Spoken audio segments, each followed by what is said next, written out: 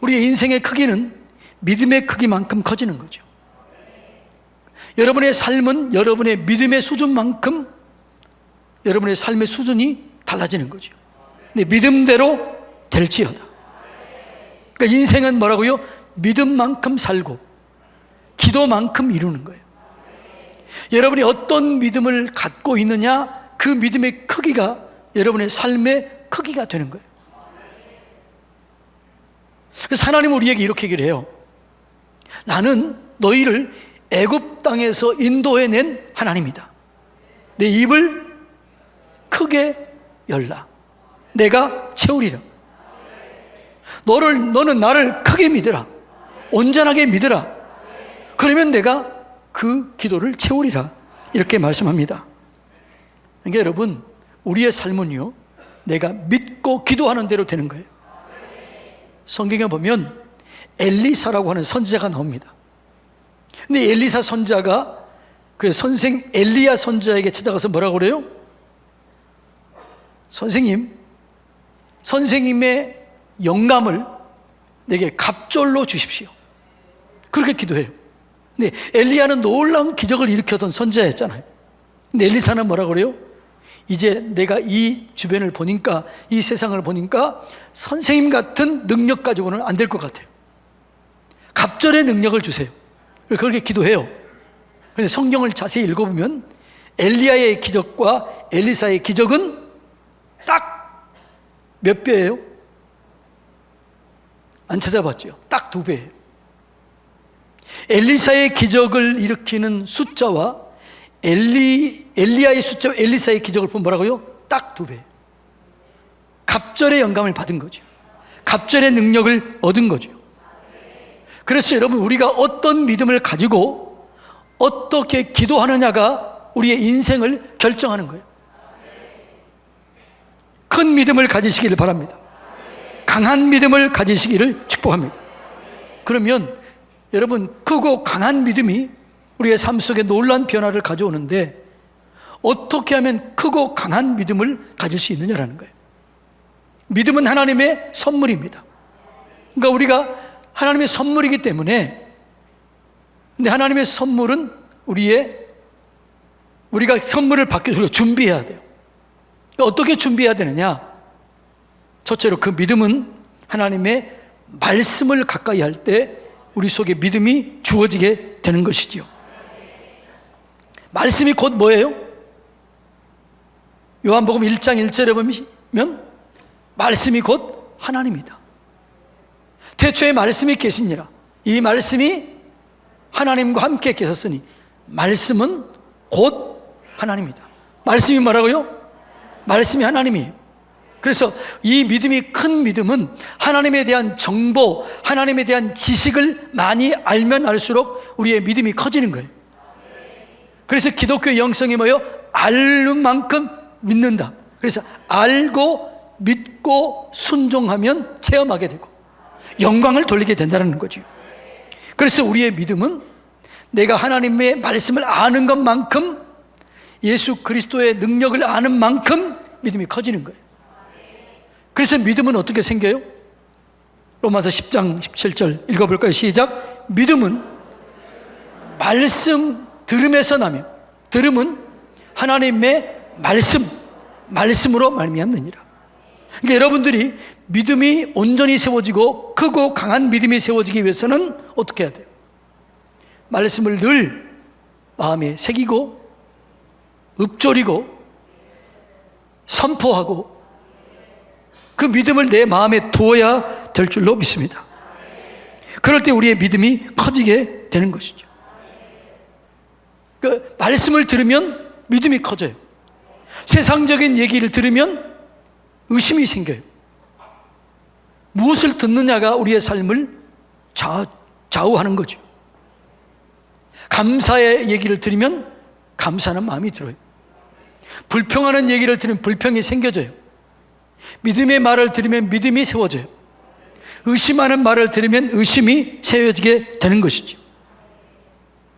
성경 속에서 어디를 가든지 무엇을 하든지 형통할 만큼 그의 마음속에 믿음이 견고하게 세워졌던 사람이 있어요. 그게 누구예요? 예? 다윗이에요. 그런데 여러분, 다윗이 그렇게 어디를 가든지 무엇을 하든지 다 형통할 만큼 크고 강한 믿음의 소유자가 된 비결이 있어요. 그는 늘 말씀을 묵상했습니다. 그래, 말씀을 읊조렸습니다. 읊조린다는 얘기는 그 말씀을 믿고 그 믿음으로 내가 감정을 넣어서 계속해서 조용한 소리로 얘기한다는 거예요. 이게 읊조리는 거예요. 성경에 보면 이 다윗은 아침에 일찍이 일어나서 뭘 했어요? 나는 주의 말씀을 읊조르기 위해서 아침에 일찍 일어났습니다. 이렇게 그래요. 그러니까 다윗의 삶은 늘 말씀과 동행하는 삶이었어요. 여러분이 매일매일 말씀을 읽나요? 말씀을 암송하나요? 말씀을 마음에 두나요? 그러면 말씀이 내 속에서 역사를 일으키게 되는 거죠. 그래서 다윗이 어디를 가든지 무엇을 하든지 형통했다라고 자기 아들에게 유언하면서 얘기해요. 아들, 너 어디를 가든지 무엇을 하든지 통통하고 싶니? 그러면 내가 그 비결을 가르쳐 주겠다. 그리고 유언을 남기는 게, 그 유언이 열왕기상 2장 3절이에요. 다 같이 읽어볼까요? 시작. 네, 하나님 여호와의 명령이 말씀이에요. 명령을 지키며 그 길로 행하여 그 법률과 계명, 법률 계명의 말씀이에요. 율례와 증거를 모세의 율법에 기록된 대로 지키라. 이게 뭐예요? 한마디로 말씀을 지키라. 말씀을 마음에 두고 말씀대로 살아라. 그리하면 내가 무엇을 하든지 어디로 가든지 형통할지라. 아멘. 할렐루야. 다윗이 그렇게 승리할 수 있었던 비결이 뭐라고요? 말씀을 그의 마음에 두고 말씀을 읊조리고 말씀을 묵상하고 말씀을 선포했다라는 거지요. 말씀을 따라가면 기적이 일어나는 것은 너무나 당연한 일이에요. 왜냐하면 말씀이 곧 뭐라고요? 하나님이라는 거죠. 하나님이 도와주시면 못 이룰 것이 없어요. 하나님이 역사하시면 못 고칠 병이 없어요. 그런데 그 말씀이 곧 하나님이라는 거죠. 그래서 내가 말씀을 붙잡고 말씀을 믿고 말씀을 의지할 때 말씀의 역사가 일어나게 되는 거죠. 이게 믿음을 세우는 비결이에요. 두 번째로 우리가 믿음이 세워지기 위해서는 뭐예요? 믿음의 주요, 믿음을 온전케 하신 이인 누구를 바라봐야 돼요? 예수님을 바라봐야 돼요. 여러분, 히브리서 11장은 믿음의 영웅들에 대한 기록입니다. 그래서 믿음은 바라는 것들의 실상이다. 믿음이 없이는 하나님을 기쁘시게 못한다. 하나님께 나아가는 자는 반드시 그가 계신 것과 또한 그가 자기를 찾는 자들에게 상 주시는 이심을 믿어야 한다. 그리고 믿음의 사람들에 대해 쭉 얘기를 해요. 아벨, 노아, 아브라함, 이삭, 야곱, 요셉, 그리고 다니엘, 쭉 믿음의 사람들에 대해서 얘기를 해요. 이 사람들이 믿음으로 살았다. 이 사람들이 믿음으로 살 때 세상을 이겼다. 이런 사람들은 세상이 감당하지 못한 사람이었다. 이렇게 얘기를 해요. 그러면서 오늘 우리에게 이렇게 얘기를 해요. 너희도 이런 마음을 갖고 싶니? 그렇다면 이렇게 살아라. 그게 이제 12장 1절 2절이에요. 자, 읽어볼까요? 시작. 구름같이 둘러싼 허다한 증인들이 있으니 모든 무거운 것과 얽매기 쉬운 죄를 벗어버리고 인내로서 우리 앞에 당한 경주를 하며 믿음의 주요 또한 온전케 하신 이인 예수님을 바라보자. 그는 그 앞에 있는 기쁨을 위하여 십자가를 참으사 부끄러움을 개의치 아니하시더니 하나님 보좌 우편에 앉으셨느니라. 아멘. 우리같이 구름같이 둘러싼 허다한 증인들이 오늘 우리를 격려하고 있다. 간증하고 있다. 믿음의 주요 온전케 하신 이인 예수님을 바라보면 우리의 믿음이 견고하게 세워진다. 그 믿음을 가지고 세상을 이겨라 라고 말씀합니다. 우리의 구원의 확신은 어디서부터 생겼나요? 예수 그리스도의 십자가예요. 기도 응답은 어디서부터 오나요? 예수 그리스도의 십자가예요. 우리의 승리는 예수 그리스도의 십자가예요. 그래서 예수 그리스도의 십자가의 대속의 은혜를 알면 알수록 우리의 믿음이 견고하게 세워지는 거죠.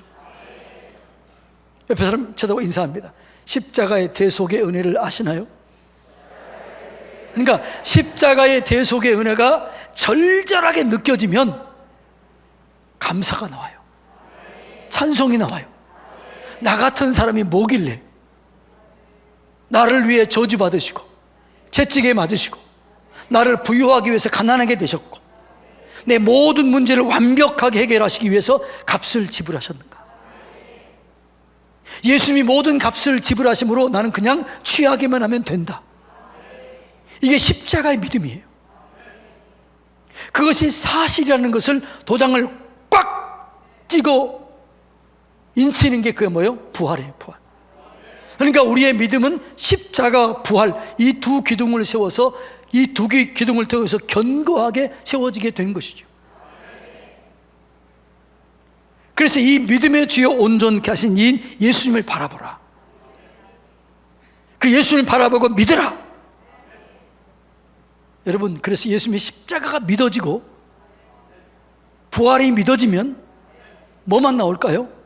감사만 나와요. 찬송만 나와요. 용서할 수 있어요. 사랑할 수 있어요. 기도할 수 있어요. 이것이 여러분 믿음을 견고하게 세우는 방법이라는 거죠. 그래서 여러분 우리가 무엇을 보느냐에 따라서 우리의 믿음이 세워지는 거죠. 마태복음 14장에 보면 베드로가 예수님을 바라보고 무리를 걸어요. 그러다가 뭘 바라보다가? 파도를 바라보다가 빠져버리는 거죠. 그래서 우리가 누구를 바라보느냐, 무엇을 바라보느냐, 이것에 따라서 우리의 믿음이 세워지기도 하고 무너지기도 한다는 거죠. 그래서 우리의 믿음은 상황과 환경과 처지와 형편을 바라보지 말고 누구를 바라봐야 돼요? 예수님을 바라봐야 돼요. 그 예수님을 바라볼 때 우리의 믿음이 견고하게 세워지게 되는 것이죠. 그런데 하나님은 십자가 전에 우리의 삶은 바라보는 것에 따라서 달라진다라고 바라봄의 법칙을 아브라함을 부를 때부터 이 바라봄의 법칙대로 되어진다라고 말씀했어요. 그래서 아브라함에게도 복을 주실 때 이 바라봄의 법칙을 사용하게 한 거예요. 자, 아브라함에게 땅의 복을 줄 때, 땅의 복을 줄 때 어떻게 해요? 바라봄의 법칙을 사용해요. 먼저 바라보게 해요. 그리고 그 바라보는 것을 얻게 해요. 창세기 13장 14절로 15절 다 같이 읽어볼까요? 시작. 아브라함을 떠난 후에 여호와께서 아브라함에게 이르시되 너는 눈을 들어 너 있는 곳에서 북쪽과 남쪽 그리고 동쪽과 서쪽을 뭐라고요? 바라보라. 그 다음에요, 보이는 땅을, 바라보는 땅을 내가 너와 내 자손에게 주리니 영원히 이르리라. 바라보라. 바라보는 땅을 주겠다는 거죠. 그래서 믿음은 바라는 것들의 실상이 되는 거죠. 바라보지 않으면 얻는 것도 없는 거죠. 아브라함이 후손을 줄 때도 똑같아요. 후손을 주실 때도 바라보게 해요. 자, 볼까요? 창세기 15장 5절 다 같이 읽습니다. 그를 이끌고 밖으로 나가 이르시되 하늘을 우러러 뭇 별들을 셀 수 있나 보라. 또 그에게 이르시되 내 자손이 이와 같으리라. 그러니까 뭐라고요? 지금 아브라함에게 아들이 없을 때 약속을, 너 아들을 줄 텐데 너 하늘의 별을 바라보라. 바닷가의 모래를 바라보라. 모래처럼 하늘의 별처럼 내 후손을 많게 하겠다. 그렇게 바라보게 해요. 그때 아브라함이 하나님을 별을 바라봤을 때 별이 이렇게 얘기했다라고 어떤 목사님이 얘기하더라고요. 아버지 아브라함, 할아버지 아브라함, 이렇게 불렀다고 얘기하더라고요. 상상력을 동원한 거죠. 바라봄의 법칙이 굉장히 중요해요. 하나님이 야곱을 축복할 때도 이 바라봄의 법칙을 사용하게 한 거예요. 그 삼촌 라반이 10번이나 속여요. 그런데 이 야곱이 이제는 자기 재산을 얻기 위해서 하나님의 방법을 구하는데 그 방법이 바라봄의 법칙이에요. 자, 라반에게 이렇게 얘기해요. 삼촌, 이제는 나도 내 재산을 가져야 되는데 양과 또 염소 중에 흰 것, 검은 거는 외삼촌 것이 되고 이제는 점 있는 것, 아롱진 것은 내 것이 되겠으면 좋겠습니다. 내 것이 되도록 하겠습니다. 그러니까 라반이 어떻게 해요? 미친놈. 지금 그 귀에는요 무슨 양만 있는 거예요? 흰 양과 흰 염소와 검은 염소와 검은 흰 염소만 있는 거예요. 그래서 속으로 생각한 거죠. 참 어리석은 놈. 그렇게 생각한 거지요. 근데 야곱은 하나님께서 바라봄의 법칙을 배운 거지요.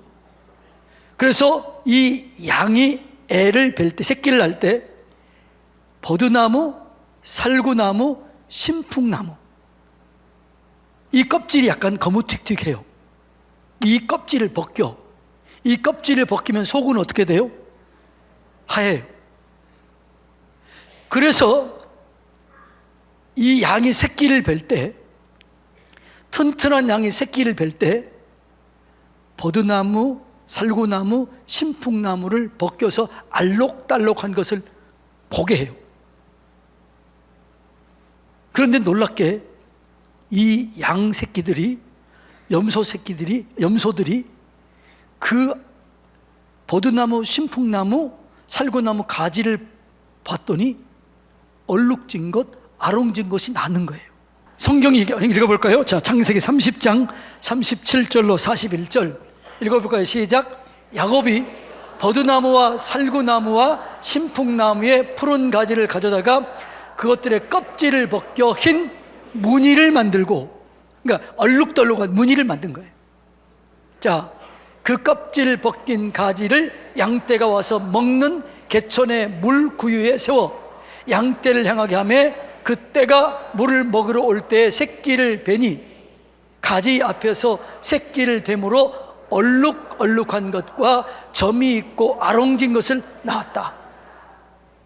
야곱이 새끼 양을 구분하고 그 얼룩 무늬와 검은 빛이 있는 것을 라반의 양과 서로 마주보게 하여 자기 양을 따로 두어 라반의 양과 섞이지 않게 하며 튼튼한 양과 새끼를 뵐 때에는 야곱이 개천에다가 양떼의 눈앞에 그 가지를 두어 양의 가지 곁에 새끼를 베게 하고 약한 양이면 그 가지를 치워버려요.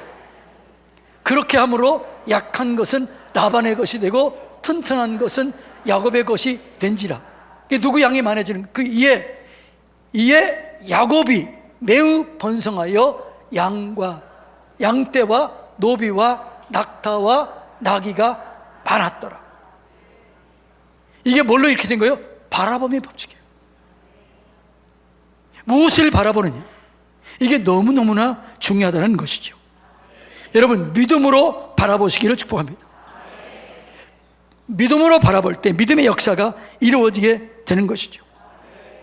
우리가 다른 사람을 믿을 때 뭘 봐요? 그 사람을 바라보고 관찰합니다. 그리고 그 사람을 믿을 것인가 믿지 못할 것인가 결정이 되는 거죠.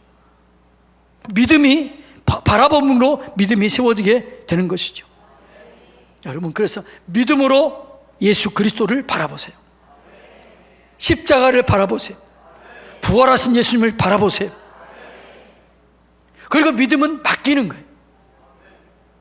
여러분이 뭔가를 맡길 때 누구한테 맡겨요? 믿을 만한 사람에게 맡기는 거죠. 하나님을 믿습니까? 그럼 하나님께 맡기세요. 그러면 하나님이 책임져 주실 줄로 믿습니다. 베드로전서 5장 7절 다 같이 읽습니다. 너희 모든 염려를 주께 맡기라. 그리하면 그가 너를 돌보십니다. 맡기면 돌보는 거죠. 그러니까 믿음은 맡기는 거예요. 염려, 근심, 질병, 자녀, 재정적인 문제 하나님께 맡기는 거예요. 맡기고 난 다음에 감사와 찬송으로 영광을 돌린 거예요. 그래서 믿음은 바라보는 것이고, 믿음은 맡기는 것이고, 믿음은 감사하는 거예요.